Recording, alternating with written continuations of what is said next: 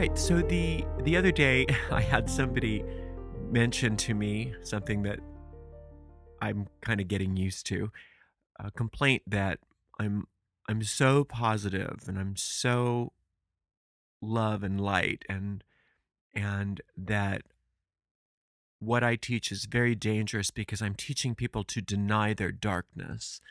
And there's just too much love and light out there and not enough people are embracing their dark side, and that's what the problem with this world is. And I thought to myself, okay, I'm just going to smile and nod and let this person have what they need to say, and I don't need to respond to that. But it just got me thinking. I watch the news, I read the newspaper, I have conversations with people. I see a lot of things in this world, but people denying their dark side and denying the darkness and embracing love and light 100% of the time is not a problem that I have been confronted with too much in my life. I mean, there's just so I mean just the television programming and the movies and the music, popular music, the popular literature that people read, just the things that are going on in the world right now. There may be a lot of problems in the world, but I have never once thought to myself, there's just not enough people embracing their darkness and everybody's just too loving. It's just not something that I've encountered, but maybe I just am not moving in the right circles or watching the right programs. But to to address the tone of that conversation a little bit, I don't know if this person's ever really listened to what I teach or taken any courses from me or not, because if if they had, they would recognize that denying the darkness is definitely not something I'm into, but I'm also not into denying our light.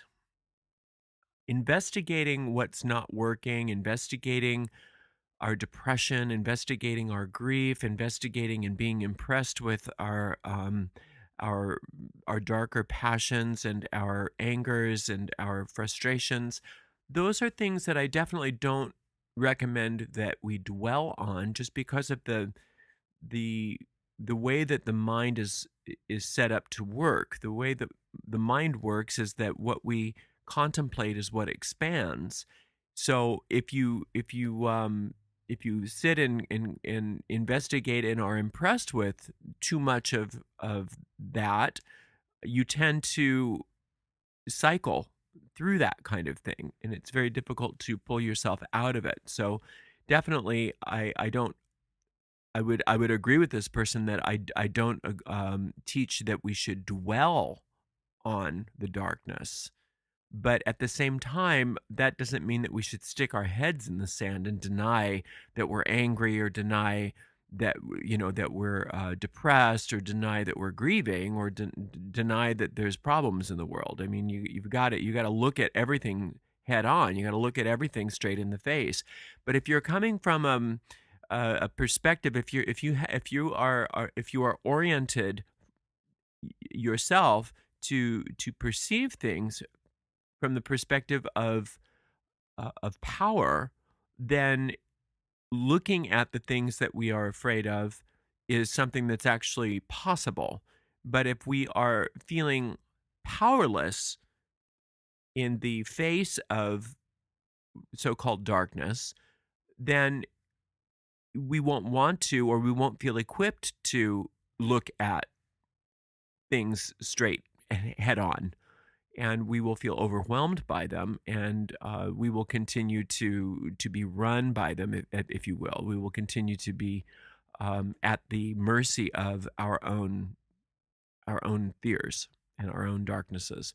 Now, that I'm using the term darkness in that way right now, but let's look at darkness and light um, as removed from the idea of light being good and dark being bad, because they aren't. There's no good or bad. There's no good or bad in the world. It's just how we use it. I mean, electricity was considered bad when it first came out because it was potentially lethal. And so people had very little trust of electricity, and people thought of it as a work of the devil and something that was very bad and shouldn't be, we should just leave well enough alone. But imagine if everybody had just gone along with that. We would have none of the modern conveniences that really do help us. It is nice that we have electricity. That is something that we can have this podcast. We can have electronic music. We can have lights. We can have I can make a cake without whisking everything by hand. So there's a lot of wonderful things that electricity gave us, but yes, it is potentially very dangerous if you don't understand the rules and the laws. But the same thing goes with light and darkness. Now, there is a principle of light in the universe, but there is no principle of darkness. There is no principle of darkness. There's only a principle of light, because light is the principle and darkness is the absence of that principle. All right. So that's just hermetics. There's no principle of darkness. So there is no power inherent behind darkness, but there is the need for darkness in this world, because without darkness, we can't have life. The seed must be germinated in darkness. It must be protected from the light. We must have a protection from the light half of the day so that we can rest and that not only our bodies can recuperate, but the plant life can recuperate. There must be cycles in this world. We must have a balance between light and darkness, and that's just the way it is. But there is no principle of darkness. There's only a principle of light. And the mother principle, if you will, is that which protects from overexposure to the light. And that is what the womb is. That is what the earth is. That is what the underworld is. That is what our deep mind is. The deep mind is that which is protected from the overexposure of the conscious mind. So all of what we do in magic must be done with a balance of light and dark. In order for us to create anything magically, we can't just be light, light, light, light, light, light, light, light, light, or we will kill what it is that we want. Light meaning conscious awareness, focus. Okay? So conscious awareness and focus is fine for impregnating the deep mind, or for planting a seed, or for making choices and decisions, but that seed must be planted into the soil, and the darkness takes over. And what happens to a seed is in the darkness, it dies to itself, to what it was, and becomes something new. The seed itself dies, and something new is reborn. And that's what happens every time we create magically. The seed, if you will, the light, the choice, the consciousness, makes a choice, plants a seed into the darkness, and the darkness takes over, and the seed itself must die in order to take on the life of its new form. And then it sprouts forth and it seeks the light. And that's important to realize, that even though darkness is necessary to germinate, all life seeks light.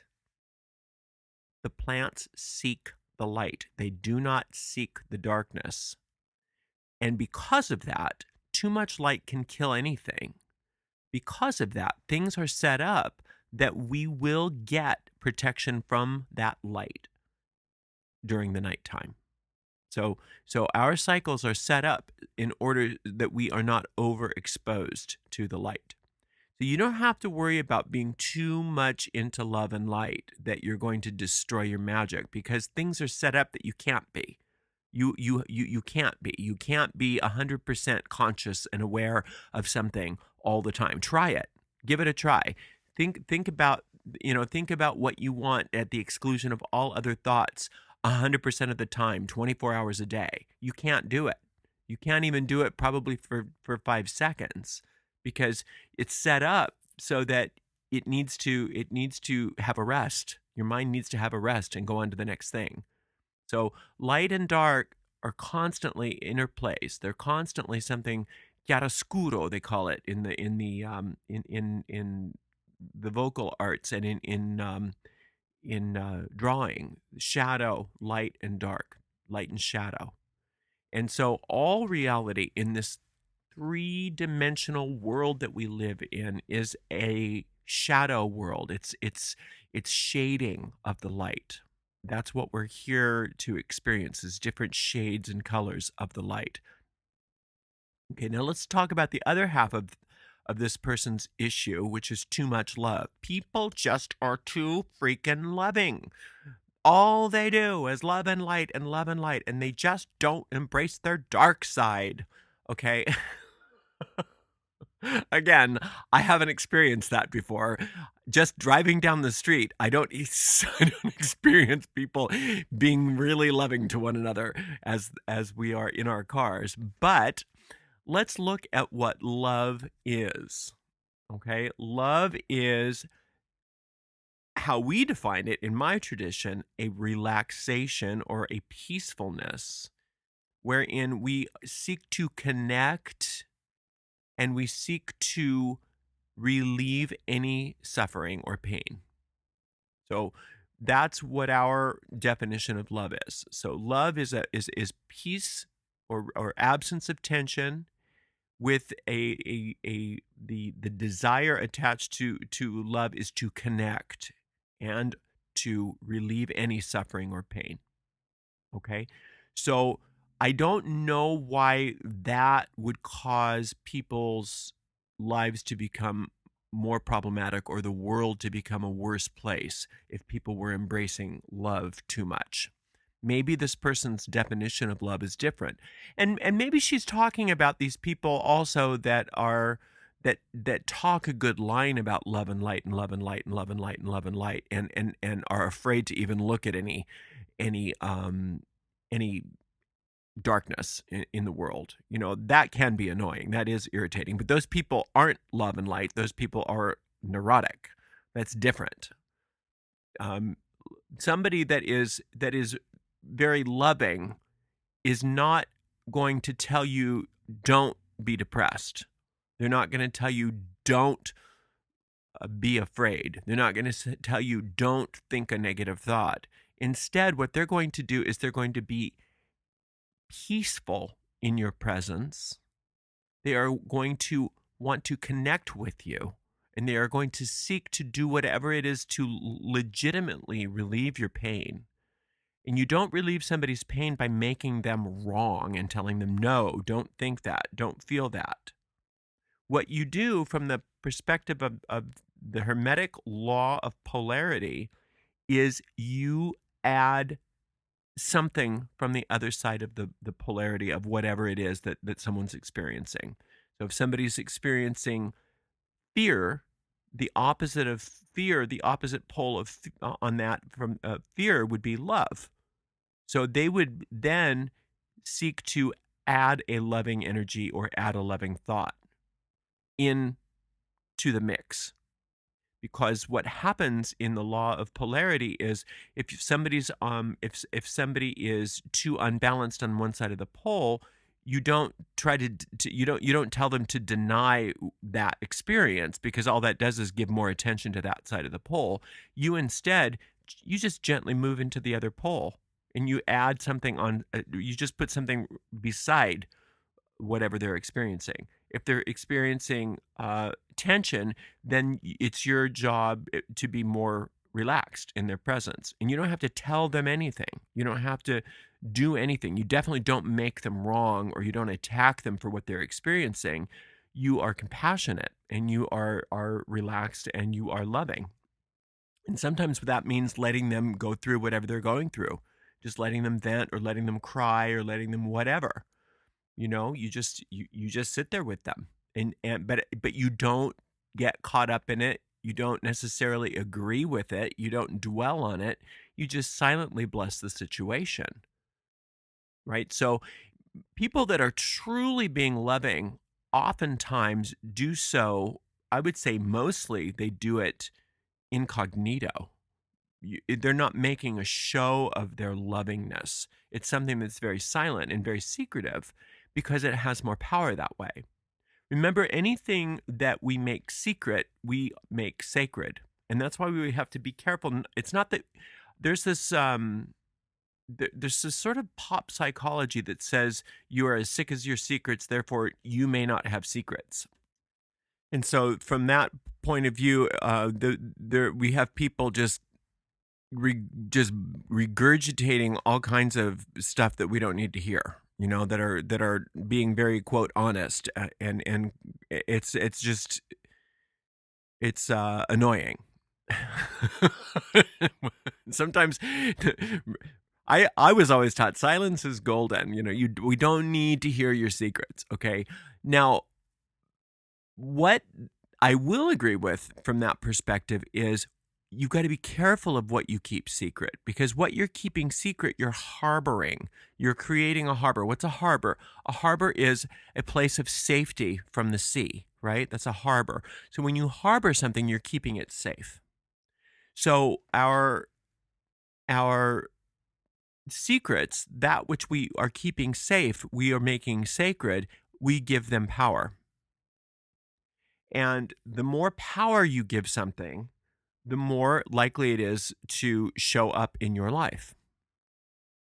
So if you are secretly loving someone, a lot of love will show up in your life. That means you don't necessarily have to make a big display of your love.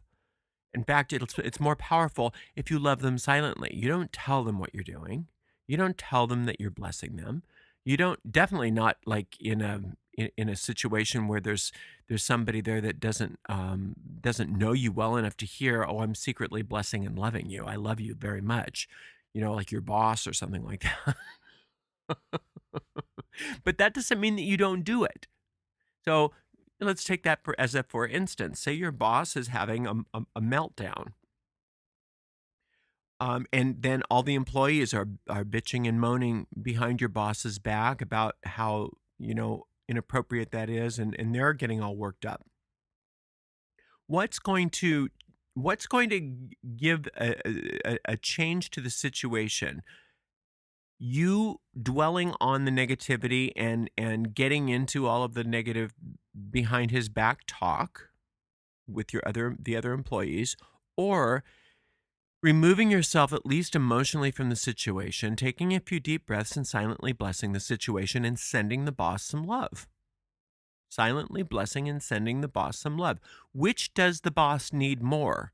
Does the boss need you to not deny your darkness and to to just sit and just seethe and hate your boss more? Or does your boss need you to embrace your love and look at the other side of the pole of the battery? I think your boss could use some love. Most people don't have a problem denying their darkness, even the ones who play lip service to it. They don't have any problem with that. Very few people have too much love in their lives. I've experienced that there are more people talk about their problems than talk about their joy.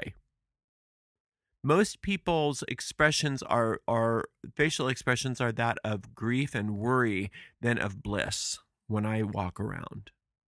So, with all due respect, if you think that what this world needs and that your spiritual path, what it needs is you to be more angry and more vitriolic and more hateful and more filled with despair and embracing your fears and embracing all of the tumult in your life in order to create more of that, I disagree with that.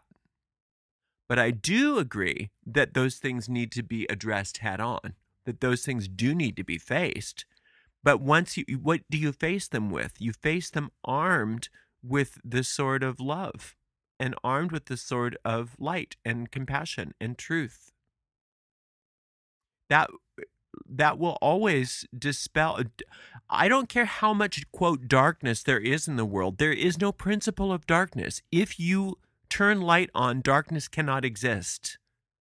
So embracing your darkness is fine. There's nothing wrong with looking at your dark side. Absolutely. And sometimes retreating into the darkness, like we said at the beginning of the talk today, is necessary. Too much light can be detrimental to life. We all need to have a break from too much of this. But from the perspective of darkness being fear and anger and betrayal and worry and upset, if we're talking in those terms of what darkness is, what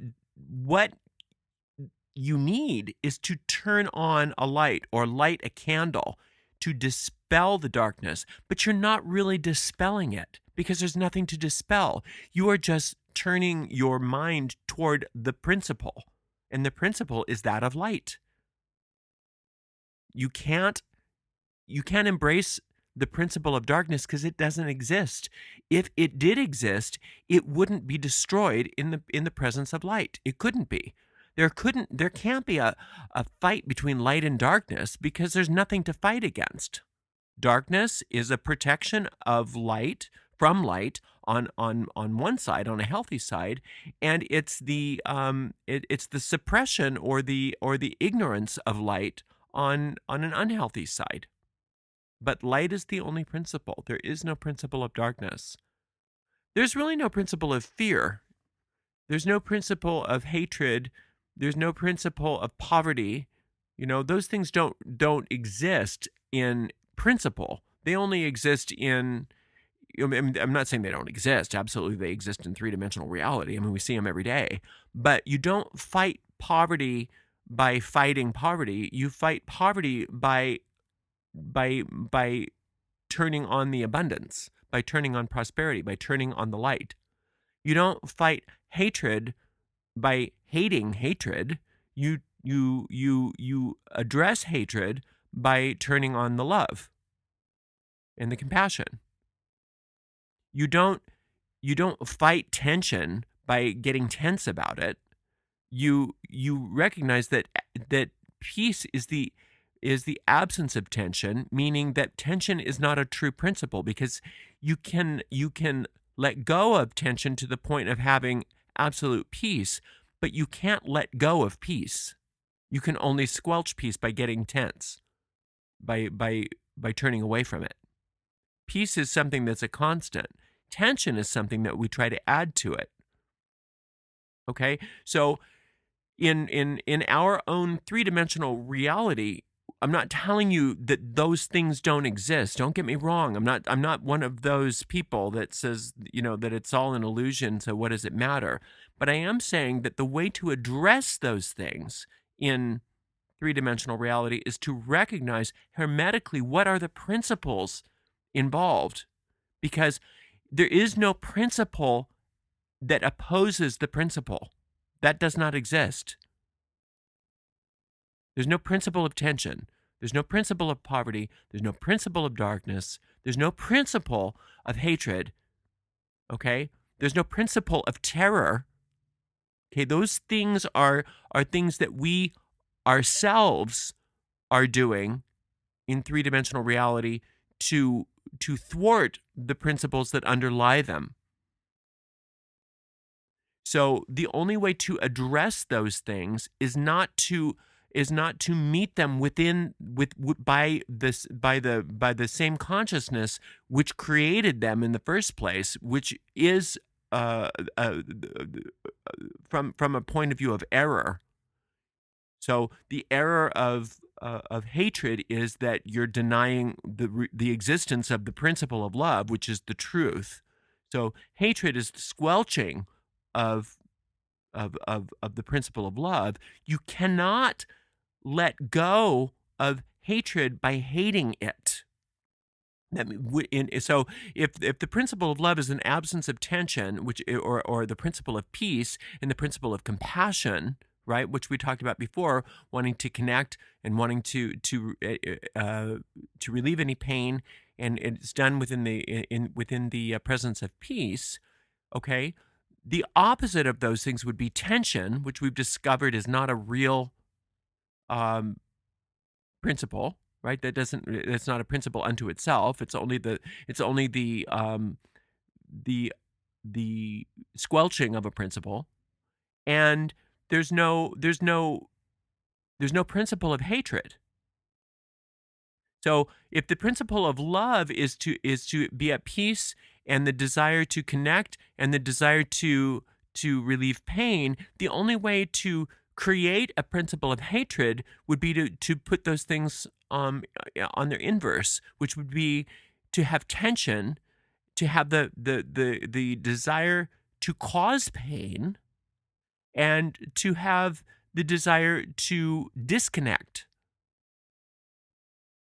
So do you see how getting rid of hatred can't be done by adding more tension, by trying to cause more pain, and by disconnecting more? You can't do that. The only way that you can address that is by looking to the principle that it is trying to deny, and that is the principle of love. That means that you would have to relax.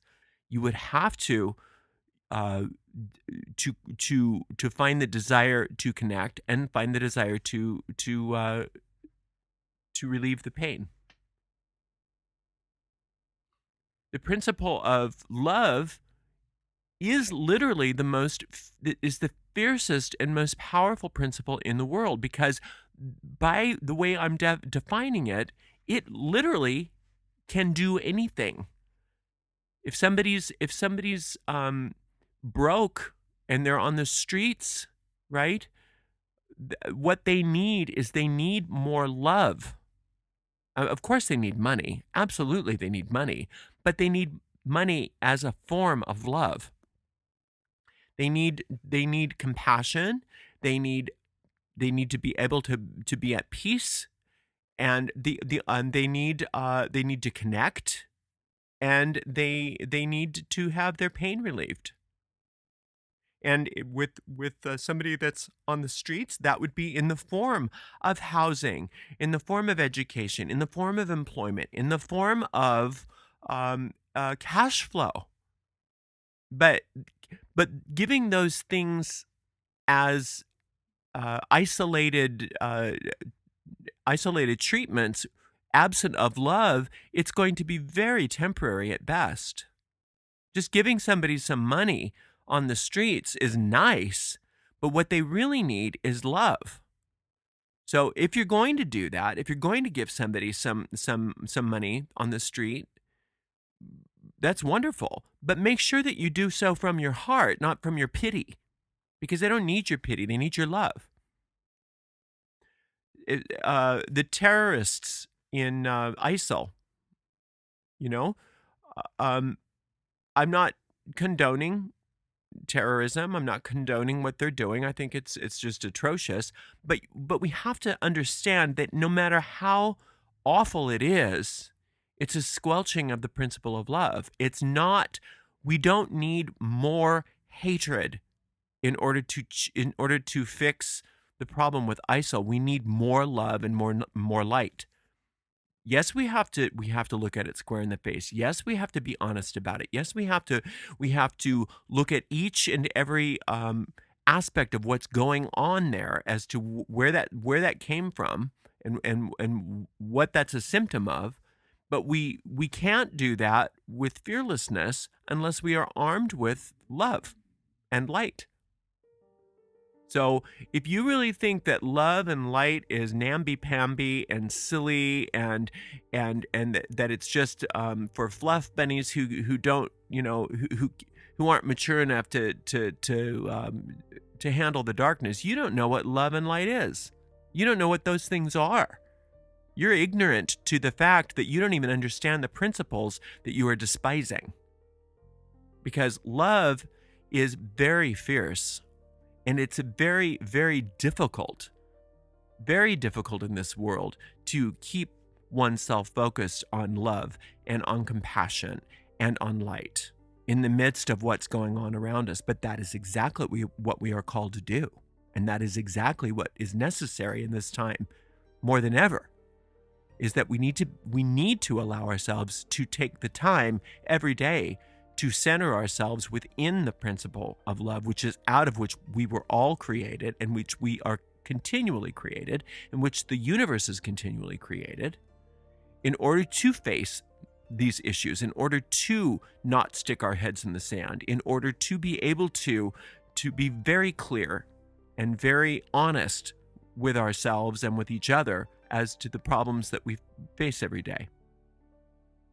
So if you think that love and light is silly, it's because you don't even know what it is, and because it's probably, on some level, you know that it's too hard for you. And so it's much easier for you to just ridicule it. But I would invite you to reconsider your perspective on that and recognize that love is a very mature thing. It's a very fierce thing, and it's the one true power in this universe. And I would also recommend that it's worth investigating a little bit differently and maybe rethinking your perspective just a little bit.